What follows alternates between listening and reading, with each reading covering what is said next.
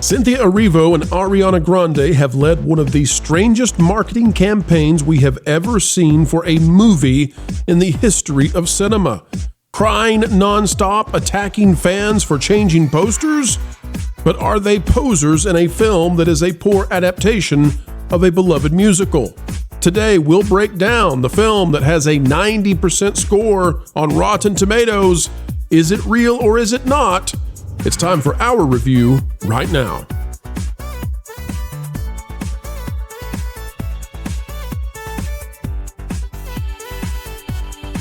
Hello, ladies and gentlemen. Welcome back to the channel that simply tells you the truth as best we can. Honesty, it is our middle name. Today, we are taking aim at Wicked, the adaptation of the musical that so many people love. It is a film that has been in development for years and years and years.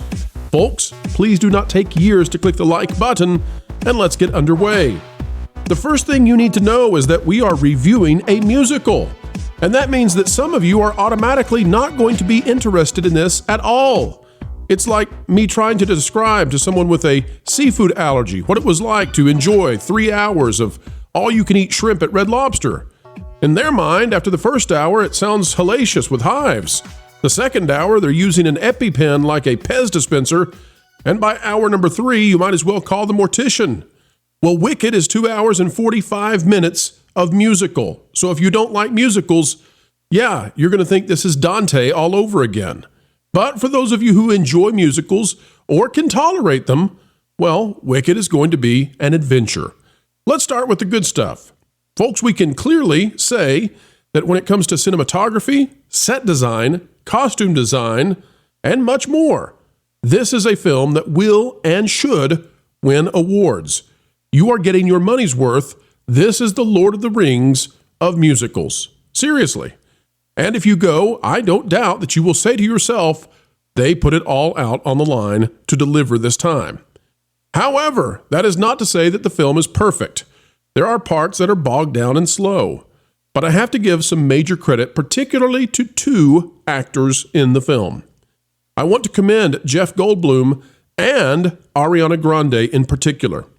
It is not easy to fill in for these kinds of roles from a musical that is so beloved and so well known, the soundtrack and the music in the ears of so many who have found and cherished Wicked from the very beginning. Yet Goldblum as the wizard and Ariana Grande as Glinda, well, they do a good job, and there is no doubt about it. However, and remember, there are no spoilers in this review, there is a cameo, and I will not give away the cameo in the film, but there's a cameo scene. And I'm here to tell you that the cameo scene both works phenomenally well, and it also messes up the rest when it comes to people trying to give their best. What am I talking about? Well, without spoiling it, I'll just tell you that there is a cameo scene, and in that scene, one particular person begins to sing. And when that person begins to sing, all auspices of this is really good begin to melt away. Now, I will leave it up to you to go see the film, and immediately, I promise you, when it happens, you will know. Because just like when you go to see a tribute band, you know when you are watching a tribute band. When you go and you see the cameo, you know that for large parts of Wicked, someone in here is playing a tribute band. That's how it's playing out to me. So what am I talking about? Well, I'm talking about Cynthia Erivo. Of no fault of her own, she does not work for me in this movie. It has nothing to do with anything immutable or her background. It has to do with her age. I think that she has been miscast for this reason. All of the characters in this movie are supposed to be older teenagers or very young adults in their early 20s. And Ariana Grande, by some miracle or some sort of weird science, she can still pull that off, even though she's in her 30s. It's strange, but it's true. And she does a good job with Glinda. She's not imitating, she's making Glinda her own. At the same time, Ariana Grande is a fantastic impressionist, and that means that when she slips into her transatlantic accent, she holds it with, well, no flaw. But Cynthia Erivo has a flaw that cannot be overcome, and that is that as we age, our facial structure changes, and it gives away that we're not teenagers anymore. Well, with rare exception. There is Paul Rudd, who seems to have made a deal with the devil and perennially looks like he's in his 30s. We don't know how he does it.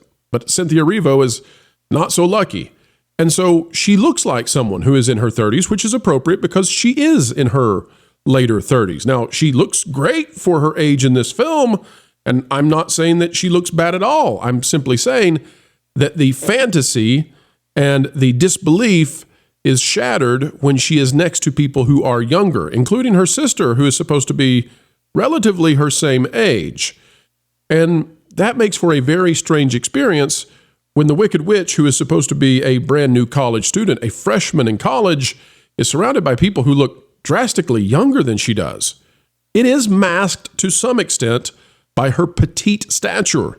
And later on in the film, when she's wearing her witch's hat and wearing more of her attire and the scenes are dark, she fits in perfectly fine.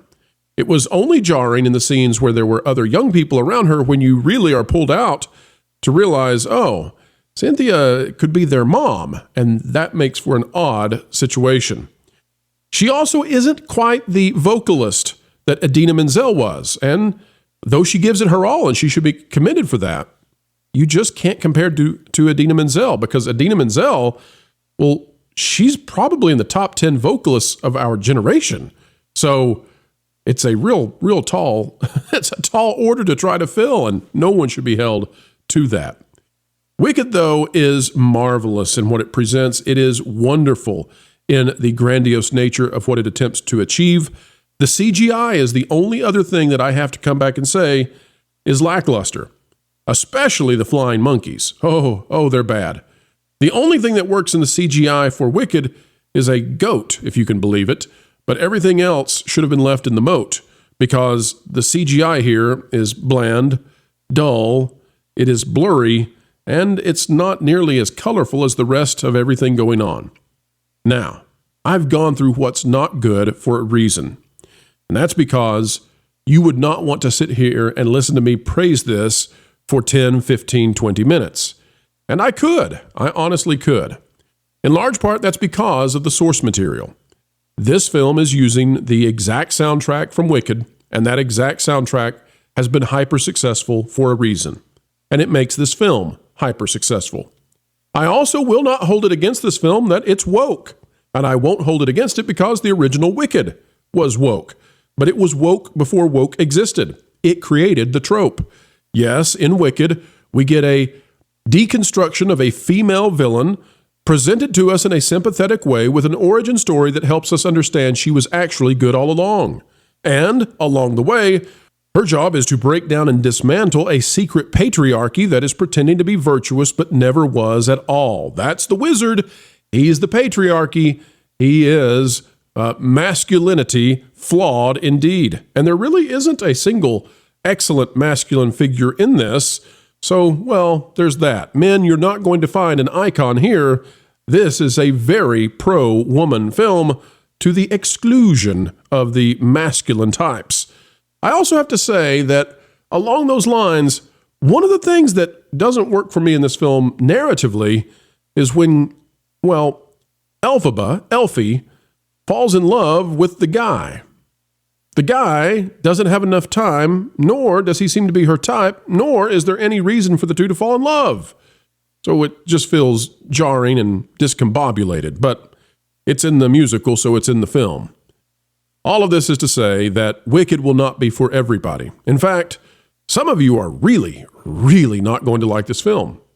But if you love musicals, and if you enjoyed this musical, Wicked, I don't think you can make this much better, unless you were to somehow transport Idina Menzel into a time machine and bring her back as Elphaba, in which case you could make this better.